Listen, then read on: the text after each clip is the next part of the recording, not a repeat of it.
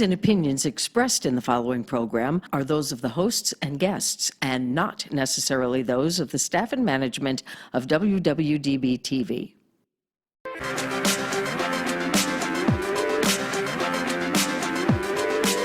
Whether she's walking the red carpet or doing interviews, you'll find her with celebrities and all the latest news. She's here, she's there, she's everywhere, she's always on the go. So sit back, relax, and get ready, 'cause it's the Corey Taylor Talks Show. Hello everybody, and welcome to Corey Taylor Talks, live from Las Vegas. I am so excited about my guest today. She is truly just an incredible woman, and she has done so much in her life and her career, and she's been through much. She's had so many struggles, but she overcame everything, and just truly an incredible actress, woman, everything, author. I mean, phenomenal person, and she did such groundbreaking roles, and I am just completely honored to have her on my show today. So I have the one and only Jewell with me. So hi, Geri, how are you? Hi, I'm good, thank you. I gotta tell you, I am really just so excited to have you on. You're just so incredible, and everything you've done for so many people, and you really opened so many eyes and got the conversation going years ago about disabilities and everything. I mean, really, thank you so much for being on and just really doing this your whole life. Well, you're very welcome, and I've been very blessed to have people in my life that have opened doors for me along the way. So it takes more than one person to do what I did, and I thank a lot of people that helped me do what I did with my life, what I'm still doing with my life today. Yes, absolutely. And I did want to talk about that. First of all, obviously, I think where most people found you, and one of your biggest, most iconic roles was from Facts of Life, where you actually played Geri. First of all, you were the first person ever with a visible disability to appear on a primetime TV show, that a reoccurring appearance. I mean, that is just incredible. I think more accurately, I was the first female, because I think there was an actor on The Incredible Hulk, Lou Ferrigno, who was hearing impaired, and he played Hulk. Oh, okay. And there was a little person who was on the Wild Wild West, but the thing of it is, they didn't acknowledge disability back then. So I would say that I was the first one that was acknowledged as a quote-unquote disability. Does that make sense? Yeah, it does. It does. Yeah, no, I that's an interesting way to look at it too.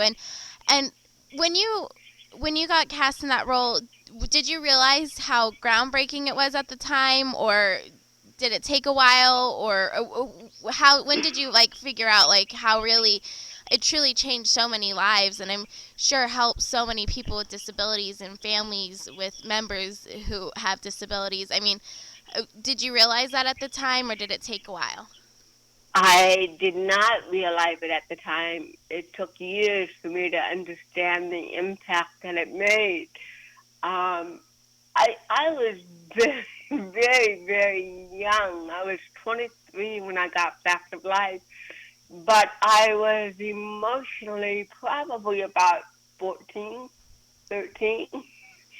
So I was looking at it with wide childlike eyes. Yeah. And I didn't see the difference that it was making until years later. In fact, in the 90s, when I was doing a lot of colleges, I was doing college campuses, stand-up comedy, disability sensitivity, all that kind of work, and students would come up to me and say, "Oh my God, you changed my life. I'm Fact of Life.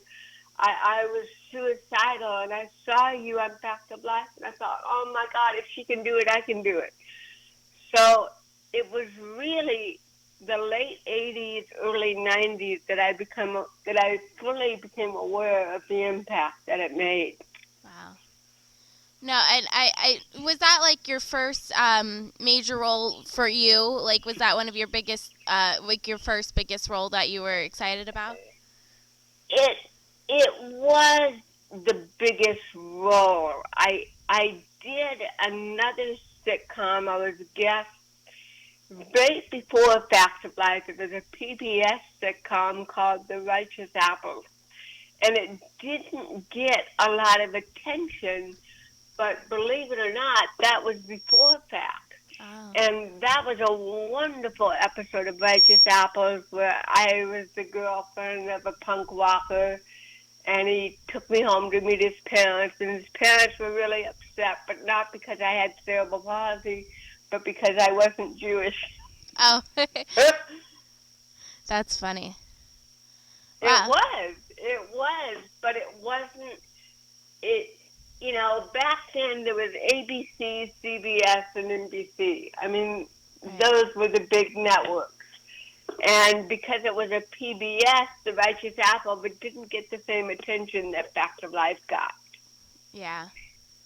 Well, that is a shame. But I think it is incredible that you did get Facts of Life, and Oh, yeah, absolutely. yeah, and how I was gonna ask, how was it working on that set? Did you get along with everyone? With Charlotte Rae, did you have like close friends with anyone? How was it on the set with that? Well, Charlotte was a lot older than me, Mm. and most of the girls were a lot younger than me. Ah. The one that was closest to my age was Lisa Welchel, and we became very tight. We were even roommates for a year. Oh wow. Yes, and yeah, everybody was supportive in those days. On Facts, yes, true. Yeah, and then I also want to talk about Deadwood, because I know that was a huge phenomenon too, and so big, in fact, that many years later they decided to make it a movie, and you're going to be part of that as well. So how was it getting Deadwood too? So many years after Facts of Life, and then getting this another incredibly huge show, and now it's so big it's getting its own movie. How was all that with Deadwood as well? And it's more of a serious show. Well, it's interesting because I think every time I hit a place in my life where I think my career is over, a hand reaches down and said, "No, it's not." And in 1999, I had spinal cord surgery from C1 to C7, and I honestly didn't think I would ever work again after that. My neck is 45% titanium, Wow. and it took me a long time, years, to recover from that surgery. I'm sure. And I was standing in line at a pharmacy getting Botox because it was the only thing that could handle the chronic pain from CP and the titanium neck. Wow. So I had to pick it up at the pharmacy and deliver it to the neurologist to inject it in my neck. And I looked really bad that morning. I was in a lot of pain. Botox had worn off. I really wasn't even dressed right. I think I was wearing pajama bottoms because I was in so much pain. I couldn't even button my pants. So I thought, heck with it. I'm just going to wear the pajama bottoms and wear a big coat over it. Nobody will recognize me. And I'm standing in line, and this man turns around. He goes, "Oh my God, are you Jay Jewell?" You're like, of course. I don't believe it, you know.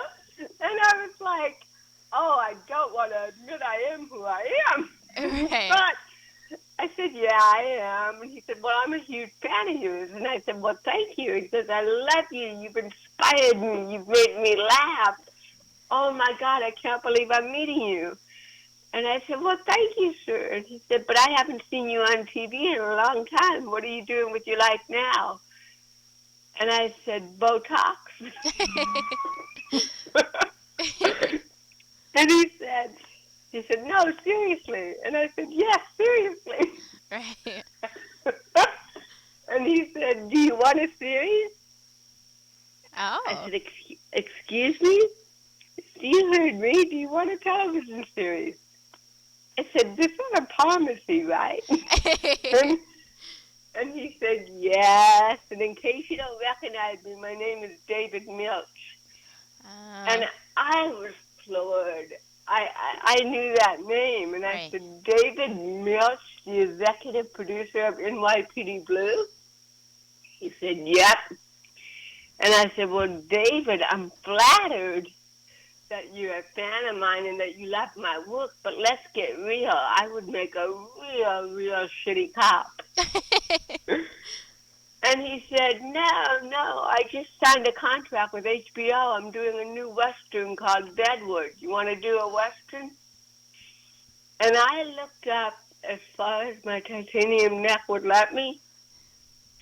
And I said, God, you have a real quirky sense of humor.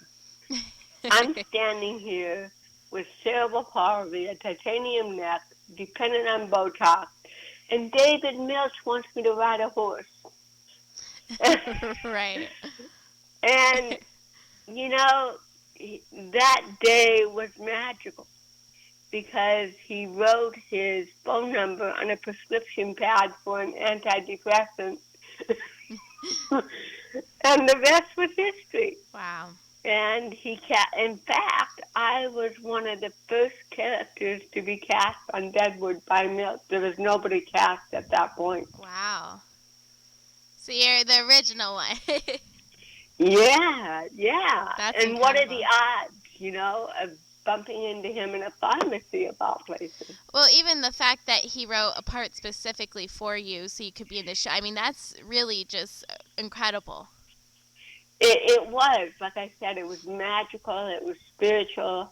And in fact, when we met again, I think it was a month later, something like that.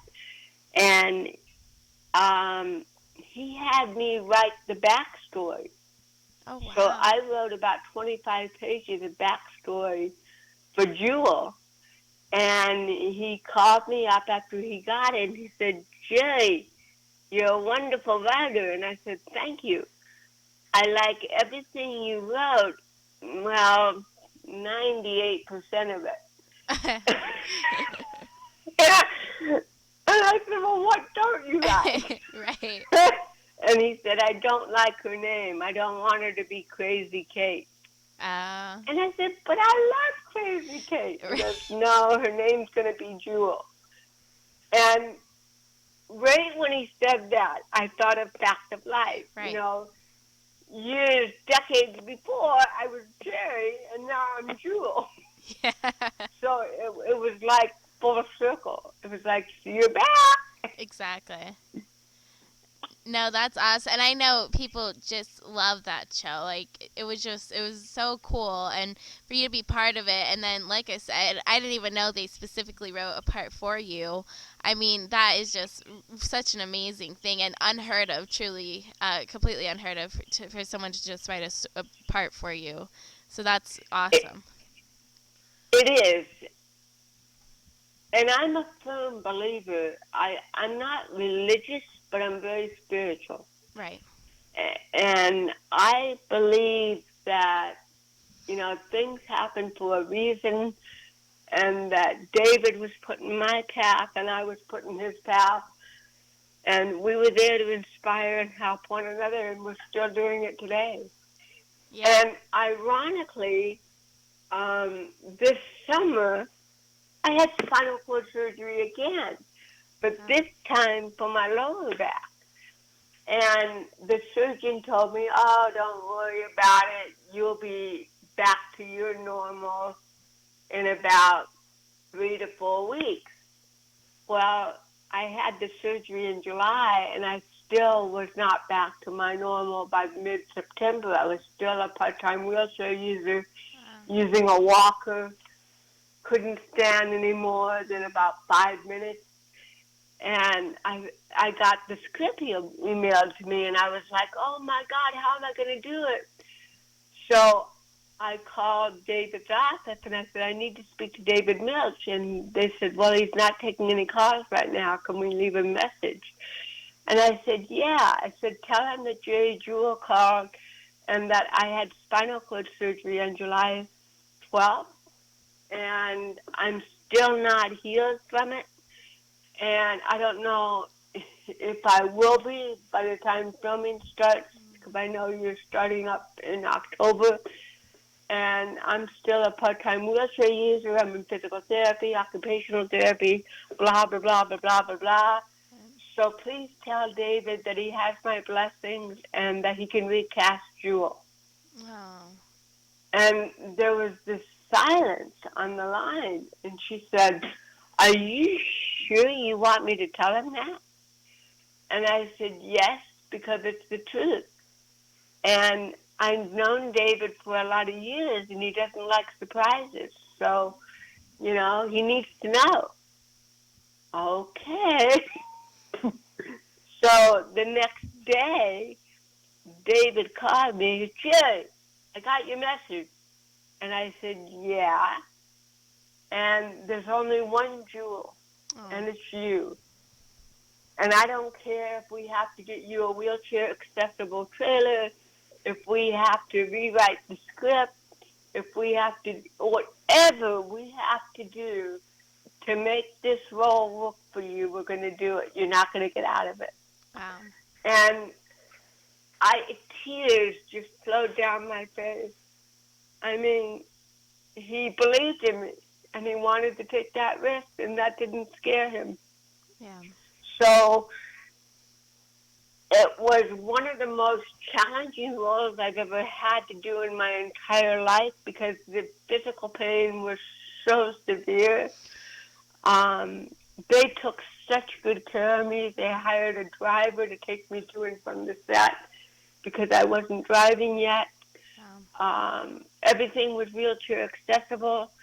And with the grace of God, I was able to tap into a higher power and do the challenging role in spite of everything that I was going through at the time. Wow. So it was a blessing. Oh, my God.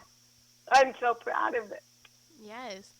No, that's amazing, and that just really, first of all, I think that shows what an incredible person you are, but also an actor, and for them to do all that and to really go out of their way. And it's true, there is only one Jewell, and you are so phenomenal. And I know even when I posted about this, we got so many messages. Everyone's like, "Oh my gosh, she was just phenomenal in Deadwood, and we're so excited about the movie." And I know people are just so ecstatic that you're coming back for it. Yeah, it's surreal, and I'm the one. There were two camps. There were a camp of people who didn't believe it would ever be done, and I always believed there was going to be a Deadwood movie because it was delayed and delayed and delayed. Nah, it's not going to happen, but I knew it was. Yeah. That was one of the reasons I had surgery. Now this is the irony. I had the surgery in July because at that point in time, I had so much physical pain and I could not stand any longer than 2 minutes without going to my knees. Wow. In chronic pain. I couldn't stand in line at the grocery store. I couldn't do anything. Wow. And so I was like, oh, God, I've got to have surgery or else when the Deadwood movie happens, I won't be able to do anything. That was why I had the surgery. Wow. Now, today, I would say probably mid-March, I have finally got my full ability back, my normal.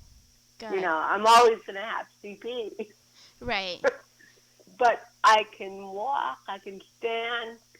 I'm 100% healed from the surgery now, so I'm ready for it. Yeah, that's great.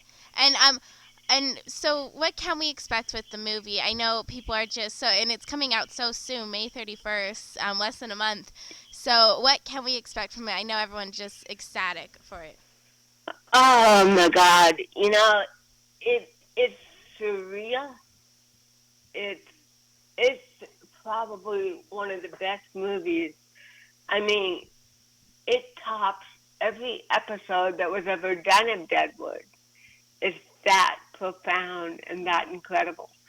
Um, my I have a singing debut in it. I sing a song, Oh, very cool. so that's kind of exciting, at least for those who are deaf.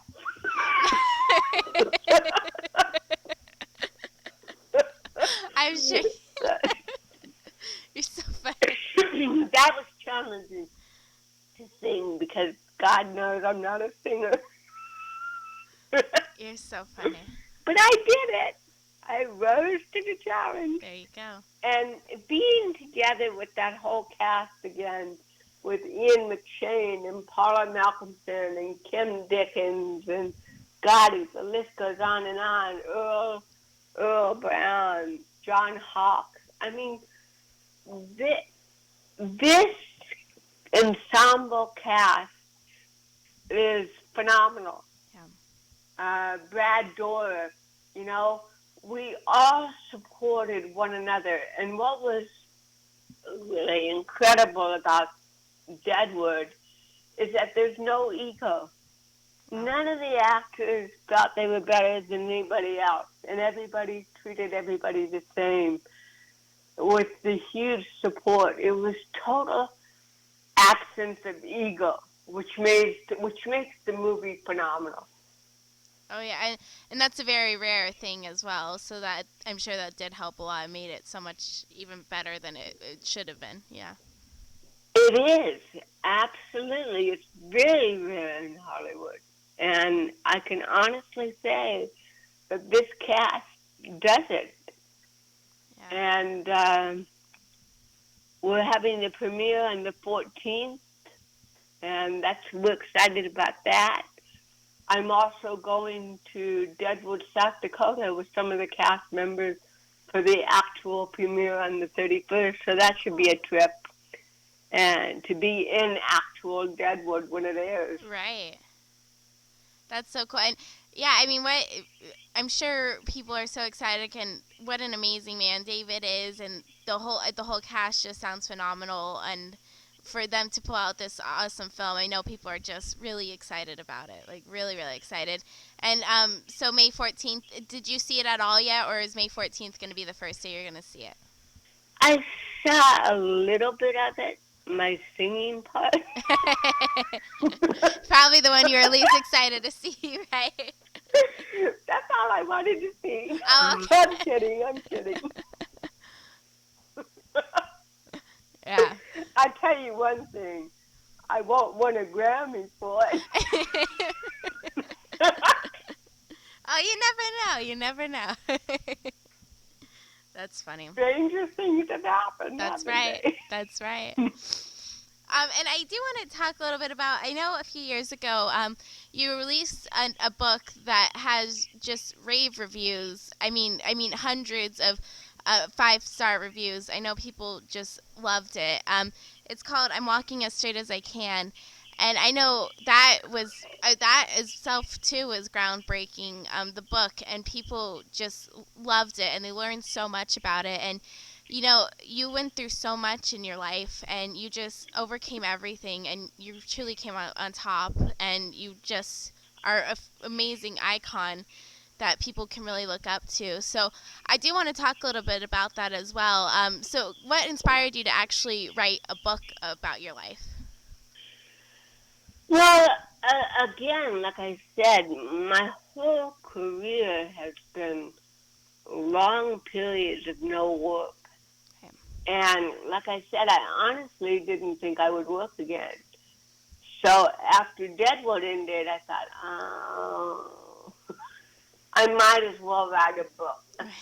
Because I don't know when I'm ever going to act again. And that was, I wrote that in a year and a half, sometimes, God, 8 to 12 hours a day until I finished. I was determined to finish that book because I had a book in the 80s called Geri. And I hated that book with a passion. And legally, there was nothing I could do about it. Yeah. I was on every major talk show across the country promoting it. And I was miserable. Yeah. I was like, how can I how can I live with myself to promote a book that I don't even like, that I didn't even write, Oh, wow. and I didn't write it. Um, so my pact with myself was someday I'm going to write my own book, and I'm going to write every single word of it, and it's going to be something I'm proud of. And that was the book that I promised myself to do, That's and I did it. yeah. And like I said, really, it just had phenomenal reviews. Everyone loves it, and what's so cool about it too is you're so open and honest about everything, and that's very difficult. Especially I think in today's day and age, people are just so judgmental and horrible, but you really put everything out there, and I know people just loved it, and I know people learned so much about it, and I think that's really cool that you were able to be open and honest about everything in your life. Well, thank you. That means a lot to me. I know that close friends were afraid for me, saying, "Are you sure you want to write that?" And again, what I told the assistant at the Deadwood production, yeah, I do want to say that because it's the truth, and I will tell you the truth. And I took a risk, and the only thing I feared was that in the book I came out as a gay, and I thought that, oh my God, I'm going to lose all the respect and support from parents of children with disabilities that I have done work for decades. Mm. And to my chagrin and complete surprise, it was completely the opposite. Wow. There was no backlash That's for it. awesome. Parents still accepted me just like they always did. Yeah. And so that was rewarding. And the other thing was that there were so many people with disabilities who were gay who were hitting my website. I mean, I must have got 20,000 hits in a month Wow. telling me, oh my God, I can't believe another person with a disability is gay. There's nobody out there who represents us. And so that was wonderful. And, you know, there's always going to be people who are going to put me down, who are going to judge me, who are Of going to, course. but you know, that's the way life is. And what we have to do is believe in ourselves enough where that doesn't bring us down. No. No, and I think thankfully it seems like the world is starting to finally become more open and more accepting of people, and like you said, I'm sure that helped so many people to see a person with a disability who is also gay and also open and proud and didn't care what anyone had to think. I mean, I'm sure that was really life changing for a lot of people out there. Well, it was, and truthfully, there is a large gay population who have disabilities, and I would have to say that they're more comfortable in their skin than I was in mine because I hid mine for so long because I was on a G-rated show, The Fact of Life. Right. There was no way I could be out in the 80s. So it took me a long time to grow up and to come into my own right in being. And so I think the younger that you accept yourself, by all means, go for it. You know, don't beat yourself up the way I did. Yeah. No, you did so much, and I think it's great that you were such a light for so many people, and that you were open in your book about it. I really, like I said, truly life changing for a lot of people, and for all the communities out there, and just for regular people in general who aren't gay or who do not have a disability. I think it helps them learn more about other people, and I think Of become more course. accepting. You know.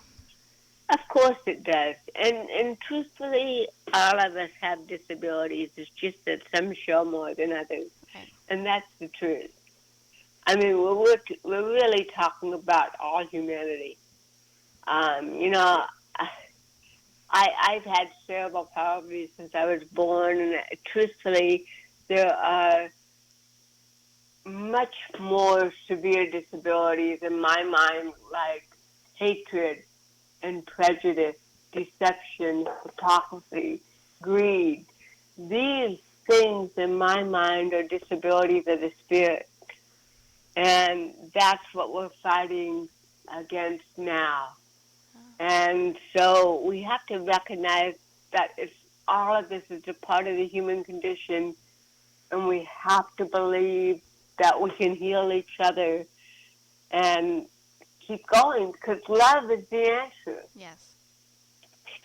Love and acceptance, respect, honesty, integrity, compassion, empathy, all those things are what helps us to repair an impaired society that we're faced with on many levels, if that makes any sense. No, it does, and I was going to say that's a really interesting way to look at it, and how hatred and prejudice are disabilities, and I agree with you.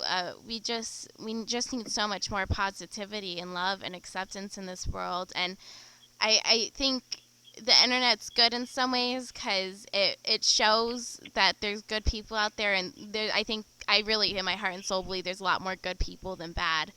But at the same time, it also highlights the negative, and I think the world's focusing a lot on the negativity. But we need to focus on the positivity and just lifting each other up, and we don't need more negative, you know? Of course. Yes, I agree with you 100%.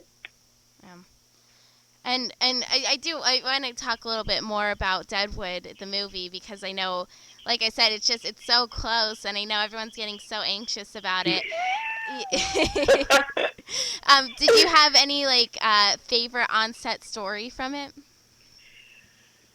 God, this is, without giving away too much, you know.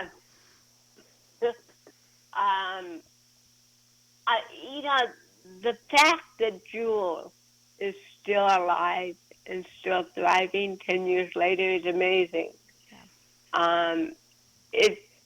The movie will really focus on relationships, all relationships that happened in that time, and how they grew and where they were 10 years later.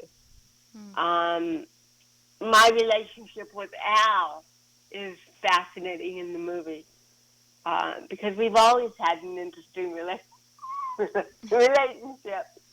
and it even gets deeper and better in the movie. And Trixie, yeah, that's the relationship between Trixie and Jewell. You'll see how close they really are and how much they love one another. They always have. They always looked out for each other. Yeah. That's cool. And was there maybe the great one of the best funniest things that maybe happened on set? I know it's hard to say without giving too much away. Was there something like a really funny day or a really funny moment on set that you remember? So many. Well, it was as I told you, I wasn't completely healed yet. Right. And so standing was hard. Yeah. And when they were doing a close-up shot of me for one of the scenes, you had to stand perfectly still until the director yelled action. And I kept running through it long before he said action. Well, will you just say action? And I was going so fast that some of the other actors were trying very hard to keep up with me. They were chasing me to say their lines. And it wasn't that I was trying to get away from the scene. It was because it hurt to stand and to walk slow. Yeah. So that was funny because I said, will you hurry up and say action, please, say it. No, absolutely. And it, there was so much love. It was a labor of love from everyone. David Mills, the director, Dan, uh, and everybody had their heart and soul in this movie.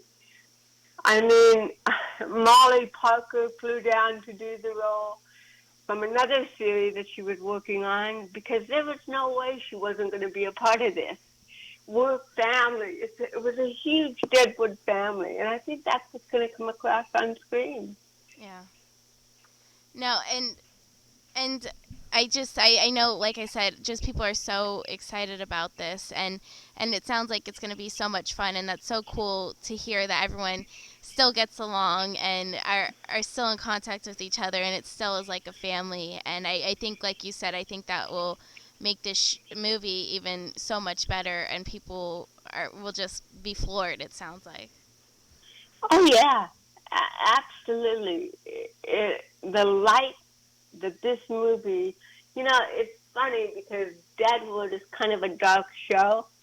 Right. I mean, let's face it, a lot of bad things happen in Deadwood, Right.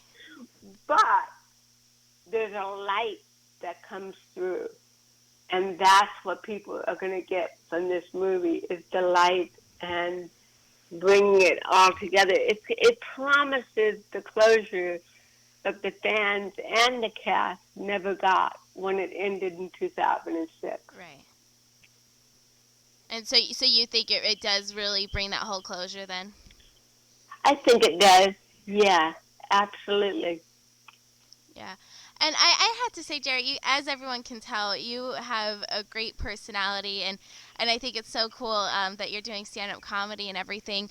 And I think it's awesome that you make everything positive and fun, and you can look at it in such a different way. But do other people with disabilities and everything, do they get mad that you like make jokes about it and make jokes about yourself, or does it help them see it in a better, more positive way and different You tone? know, if they get angry, that's their problem, Right. but it's not mine. Um, but I think overall, I think people with disabilities have been very supportive of me over the years, and we support one another. And I mean, truthfully, the disability community has supported me and given me so much love over the years and acceptance that is what gave me a lot of um, incentive to keep going. Because if I didn't have the work that I did in the field of disability, in hiring people with disabilities, becoming sensitive to people with disabilities, and doing motivational speaking for people with disabilities, I don't know that I could have survived Hollywood Yeah. because there were 2 long stretches of time when Hollywood didn't even give me the time of day. Yeah. So it was being embraced by the disabled community itself that kept me going, that kept me alive so that I could do this movie in 2019. Yeah. No, and I think that's interesting how you say you experience so many highs and lows because like we said, yeah, you're truly such an icon, and I know, like I said, people really looked up to you, no matter if they had a disability or not. So many people looked up to you and really learned so much about you. And I have to say, I really think you had a big hand in changing the world for the better and making it more acceptable to be different. And I think that's so interesting that your careers went down and up and down and up because you were just such an icon and so many people will look up to you. I can't believe it did get low at one point, but you're back on top, and I just hope you keep on going. And it really sounds like you are. And I know you're working on a few other things, correct? Say that last. I know you're working on a few other things as well, correct? Yes, I am. I just did an indie film, Carol the Bell, where that's going to come out probably around Christmas because it is a Christmas story, and it's being shown right now in the film festival. It partnered me with R.J. Mitty from Breaking Bad, so we finally got to work together. And it's a delightful film, a very important story, beautiful cast. Lee Purcell, Donna Pascal, Donna Mills, R.J. Mitty, and I'm doing a guest star role. So I'm in a special guest star, and I play a nun in it. And I've always wanted to play a nun. Well, So now I finally get my dream. I get to play a nun. So that's coming out. I'm also writing another book, two other books actually. I'm a sequel to I'm Walking as Straight as I Can as to what went on in the years after that book was published. And also I'm writing a book for my sister Gloria called Buck Up to Cancer, about a monkey named Buck who overcame cancer. And my sister wanted to write this book, and she fought cancer. She passed 2 years ago. She never expected to pass. Her and I were closer than most twins. And she wanted to write this book about this monkey who overcame cancer, and she took hundreds of pictures of Buck. He's a toy monkey, and Buck had chemotherapy just like she did and went through all the things, and he was the star of the cancer center. And I promised my sister at her bedside that I would finish the Buck book for her, and she wanted to donate it to St. Jude's Hospital for Children.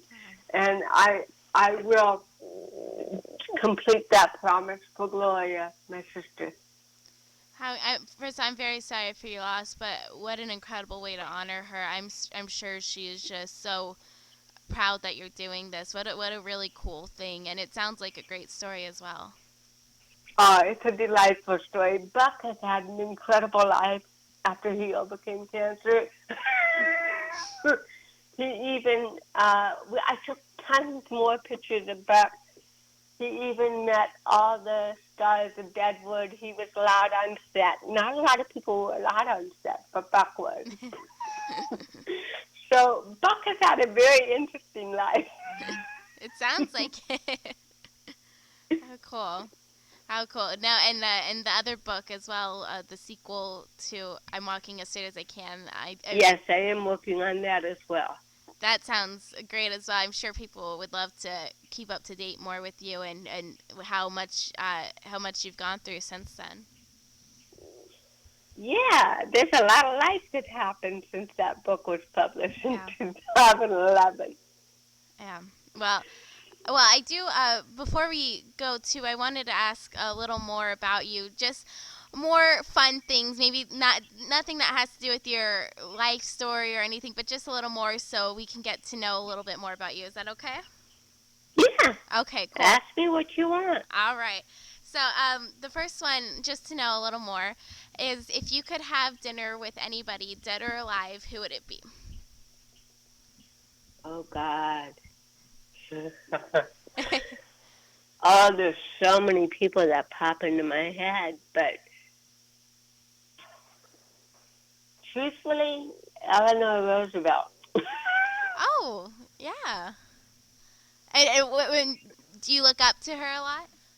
Because she was a pioneer, and she was so intelligent, and I read books on her, and I would be honored to have dinner with her, and I plan to do it once I get to the other side. I intend to make a date with her. I think that'd be very cool. No, that's interesting. I've asked a lot of people that I've never got her, so that's a really interesting one.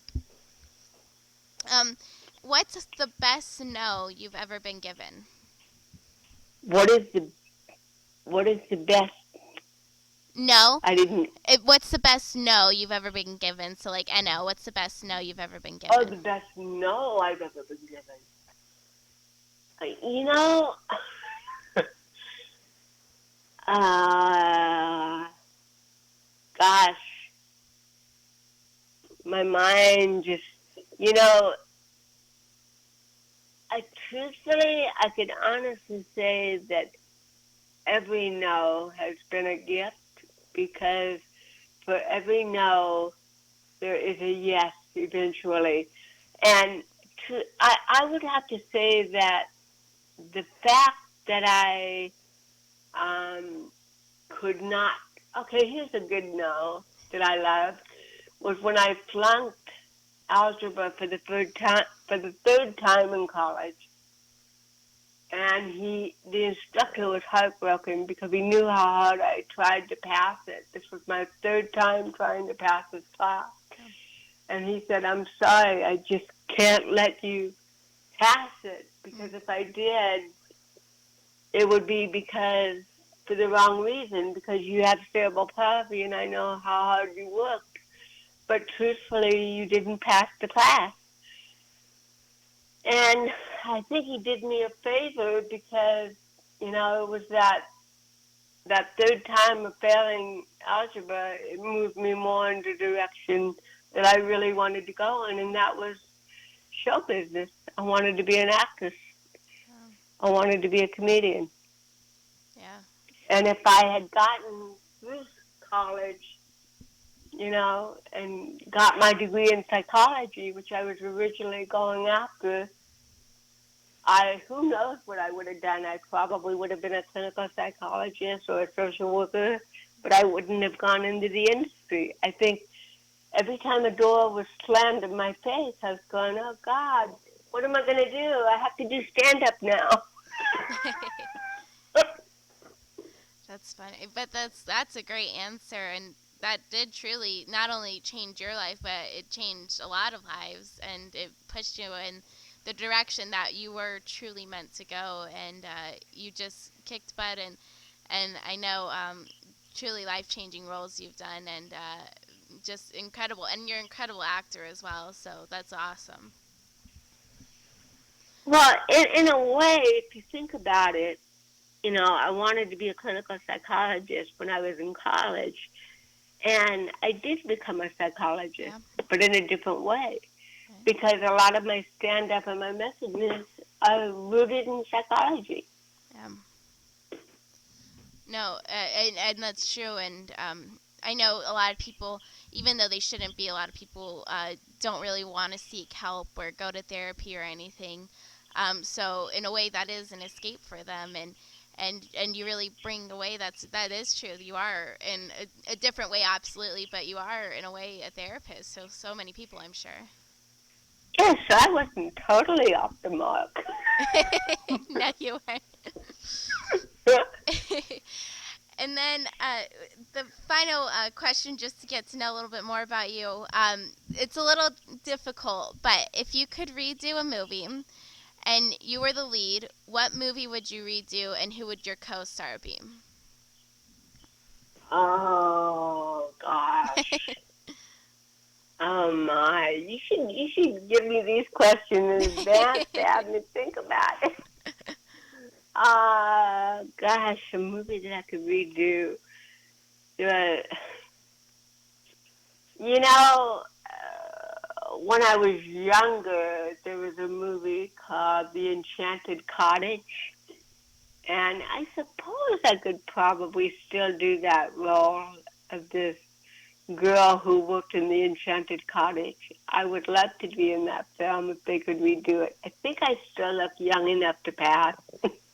Maybe. I'm a very young 62-year-old. I'm 62, but people don't even believe I'm 50.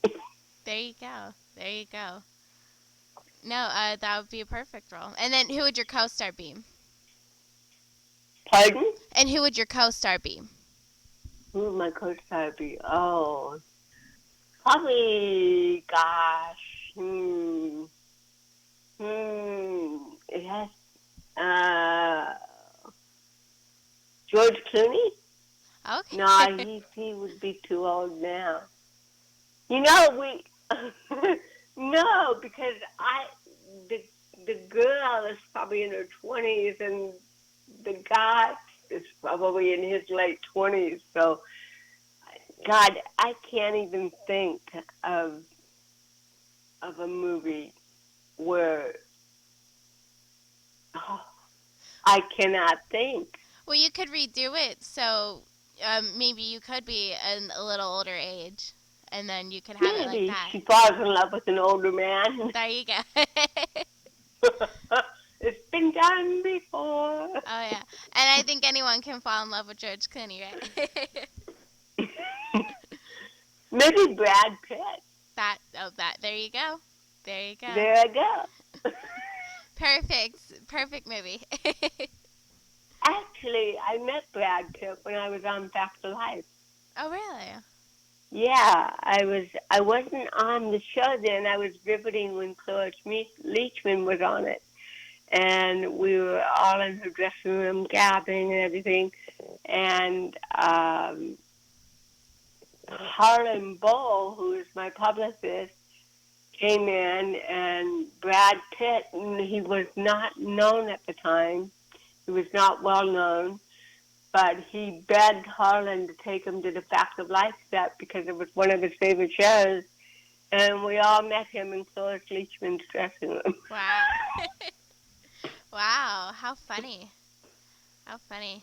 Wow. And then he became a huge sensation, and now he's Brad Pitt. Oh, yeah. Oh, my God, yes. But he wanted to meet you guys, so there you go. Hey, you never know. And he was very sweet. He was very nice. That's awesome. Wow, how cool. Well, Geri, I really had to say thank you so much for being on. I mean, you are just a phenomenal woman, and I know, like I said, everything you've done in your life, you just truly do it to the top, and you were just so great at everything you do, and you really strive for everything, and I just think you're so awesome. And I know, like I said, people are excited for the Deadwood movie, and now I'm sure for part 2 of your book, and then also for the book for your sister. I mean, you just have so much, and I'm so excited for you. So where can people keep up to date with you and follow you? So because you have so much going on, where can people keep up to date with you? There's a Facebook fan page that I'm active on. There is my website, Jewell.com. Twitter, I'm just learning how to use Twitter. Instagram, I'm just trying to learn how to get the hang of that. So, social media, I'm out there. I'm there. I'm active. I'm active on a Deadwood fan page on Facebook where I interact when I have time. And it's been delightful. It's been a wonderful experience. Yeah, and thank you so much for being on. And really, everyone, I hope will go and check out everything because you have so much, and it all sounds awesome. So, thank you so much for doing this. I really appreciate it. You're very, very welcome, and have a beautiful day. Thank you. And if you ever come to Vegas, I'd love to have you in studio too. All right. I used to live there. I lived there for Oh, 6 years. really? Yeah, I Really? lived in Summerlin. Oh, okay. That's so funny. What a small world. I know. I saw the area code and I go, oh, my old There you neighborhood. go. How funny. Well, if you well then this is a little excuse to get back, or you can visit whatever. Yeah, We'd I love have to have you several on. friends that live there. So when I get back there again, I'll give you a call. Awesome. Well, thank you so much, Geri, and have a great day, and congratulations with everything. All right. Thank you kindly. Thank you. Bye-bye. And that was Geri Jewell. Wow, what really a phenomenal woman. Just an incredible career, and she is still just keep on going and just moving on to bigger and better things, and she's just going up and up and up, and really I was so honored to have her on. So please go check her out. Check out her website, her Facebook page, everything like she said. And May 31st, the new Deadwood movie comes out, and like I said, I know people are just so antsy for it. So it's finally almost here. So thank you guys so much for watching, and remember, never give up, always believe, and you'll achieve. Thank you, and God bless.